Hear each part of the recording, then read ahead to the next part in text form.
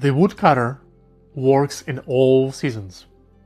Splitting wood is both action and inaction. Even when it is snowy, the woodcutter must split wood. Unless he does, he and his family will not stay warm, and those who depend upon him will not survive. But the woodcutter does not work simply on a piecemeal basis. He labors in concert with the seasons. He worked hard to store wood prior to the first cold, so that he would have the luxury of merely splitting kindling now. His work seems slight in one season because he was industrious in the previous one.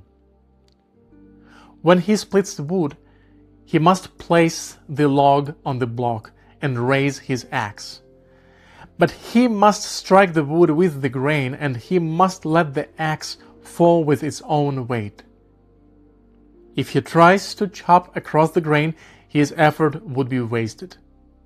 If he tries to add strength to the swing of the axe, there would be no gain.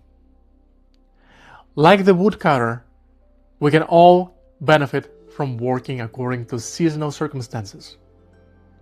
Whether it is the time or method, true labor is half initiative and half knowing how to let things proceed on their own.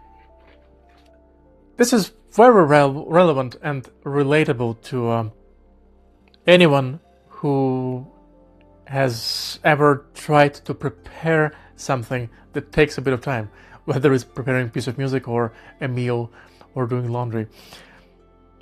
As I sometimes jokingly think and say, if you are a pianist, there are no weekends and there are no holidays. You have to keep putting the work in. You have to put the time in, the effort, and the thinking in regularly. Because as we know, that's a part of the drill, a part of the experience, and because you can't simply prepare for something on the day of the concert, whether it's a concert or a lesson, or one night before. Sometimes performing 5-minute piece of music can hide dozens of hours in preparation and polishing things up. I particularly enjoyed the second half of the reflection about the chopping across the grain and letting the axe fall on its own. Knowing how to work, figuring out how to work effectively is just as important of a component as the work itself, doing the work itself, clocking in those hours. And this is why I said that we have to put thinking into the work earlier in this video.